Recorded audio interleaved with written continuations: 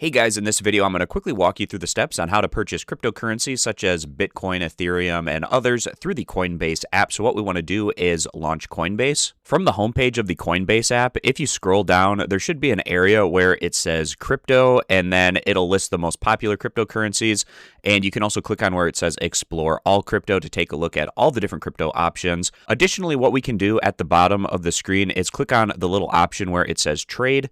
That'll bring us over to the trading area where you can take a look at crypto stocks and other things. If you want to search for a cryptocurrency, you can do so in the search area up here. You can also scroll down and take a look at all of the popular cryptocurrencies as well as the browse all to see all of the different crypto that is available. So let's say for this example, I wanted to buy some Ethereum. So I could click on that right here. That takes us over to the page of this particular cryptocurrency. You can scroll down and read some additional information about the crypto that you're buying. But then at the bottom of the page, it says buy and sell. So we're going to click on where it says buy. And then I'm going to be purchasing this crypto with cash that's in my account. Additionally, you have the option to convert one crypto to another. So let's say you had Bitcoin and you wanted to convert it into Ethereum. You could do that as well. But I'm purchasing this with US dollars that are in my account. So I'm going to click buy. Here towards the top, you can pick your funding source. It's automatically putting in my bank account right here, but I want to use the US dollars that are sitting in my account. So I'm going to click on this option here. And I have $100 in available cash in my account, so I'm going to select that option right here. Next, we need to enter in how much of the cryptocurrency we'd like to purchase. So let's say for this example, I want to do 50 US dollars of Ethereum. So entering that in. Then we click on where it says review order.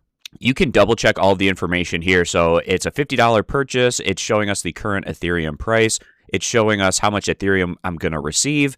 And this crypto will be available to trade instantly as well as available to transfer instantly. Moving down the page, I can instantly stake this Ethereum if I wish to do that and earn 1.86% on it. You can unstake that at any time. So if you're looking to keep this Ethereum in your wallet, not a bad option to turn this switch on to stake it. You're also going to see the fee that's associated with this purchase as well as the spread on this crypto. So the 1% spread is basically just saying that Coinbase is offering us this Ethereum for a price that's 1% higher than where the price of Ethereum is actually at. And if everything looks good, you can go ahead and click where it says buy now.